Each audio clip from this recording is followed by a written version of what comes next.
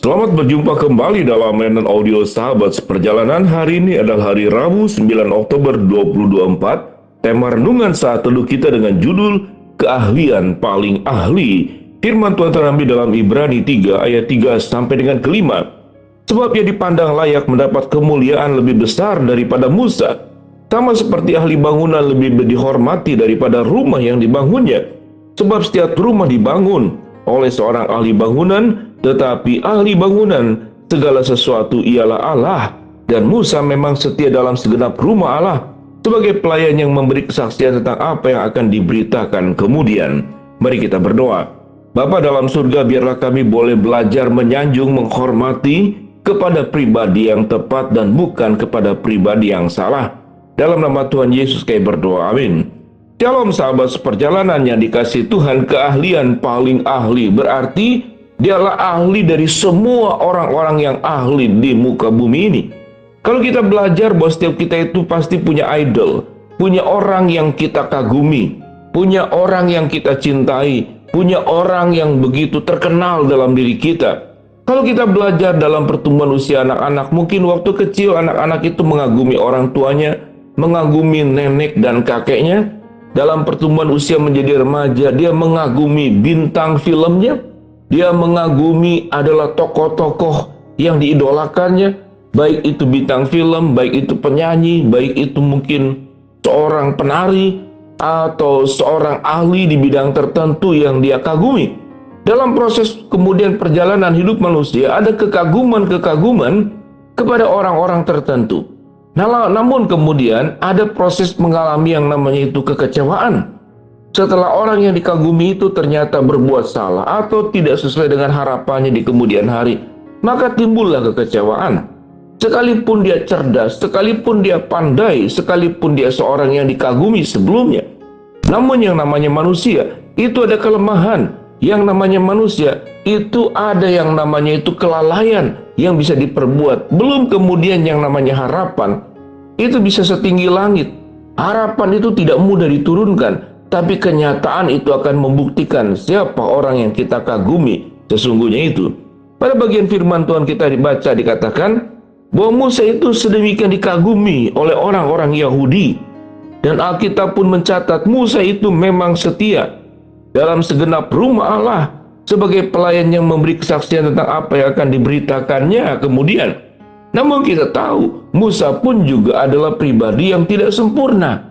Dalam kondisi manusianya dia bisa berbuat salah, dia bisa melakukan kelalaian. Demikian juga tokoh-tokoh yang ada dalam Alkitab tidak lepas dari yang namanya kekurangan. Sekalipun apa yang diperbuatnya itu demikian banyak hal yang luar biasa, dipakai Tuhan luar biasa. Ada yang setelah dipakai Tuhan menjadi buruk, ada yang memang buruk sebelumnya namun dipakai Tuhan menjadi baik. Salah satunya Paulus. Sebelumnya begitu buruk, dipakai Tuhan dia begitu baik dan tidak ada catatan yang spesifik bagaimana Paulus melakukan sebuah kesalahan setelah dia menerima Tuhan.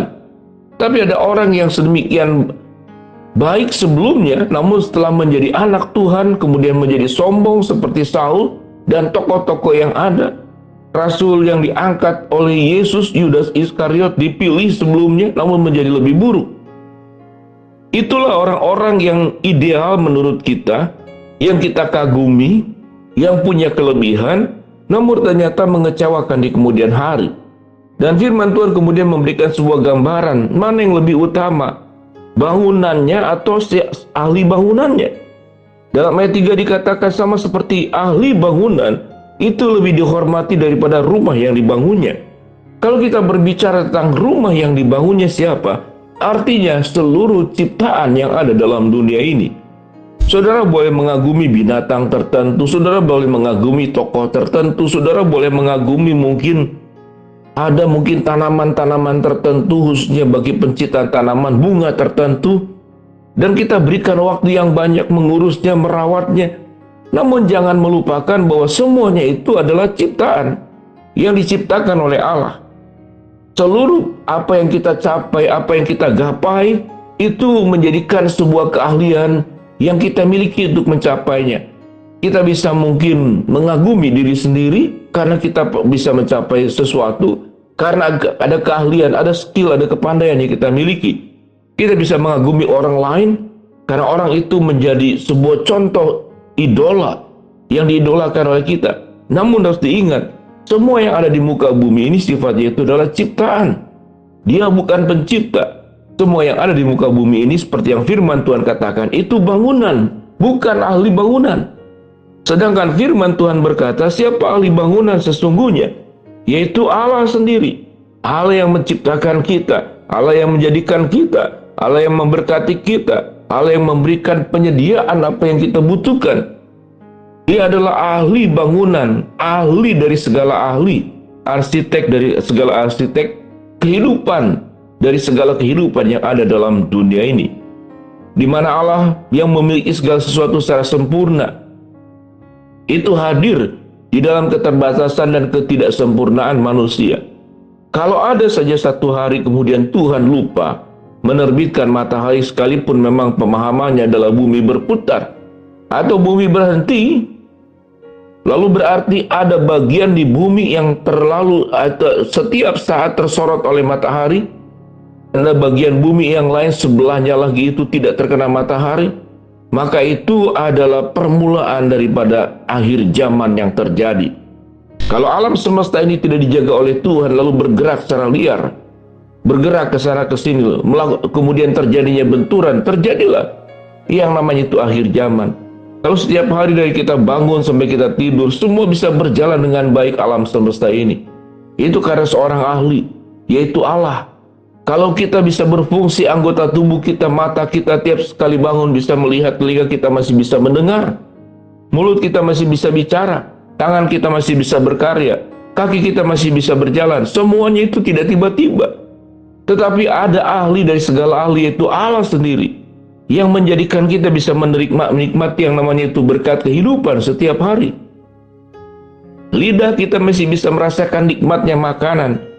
Kita bisa merasakan yang namanya manis, yang namanya asin, yang namanya asam, yang namanya gurih, yang namanya nikmatnya makanan. Kalau Allah tidak menciptakan lidah dalam diri kita, tidak ada rasa, tidak ada artinya makanan seenak apapun kita makan, maka itu adalah anugerah Tuhan.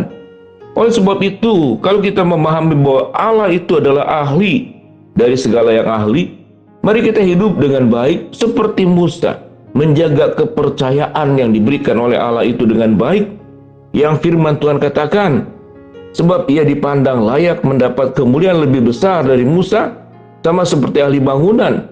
Dan Musa memang setia dalam segenap rumah Allah sebagai pelayan yang memberi kesaksian tentang apa yang diberitakan kemudian. Kita melihat Musa sudah melakukan apa yang terbaik menurut bagiannya, dan kita dipanggil oleh Allah sebagai bangunan yang sudah Tuhan ciptakan. Biarlah kita mengerjakan bagian kita dengan sebaik-baiknya, dan jangan kita menempatkan diri sebagai ahli bangunan, karena kita hanya bangunan dan bukan ahli bangunan. Bangunan yang dibentuk oleh Allah.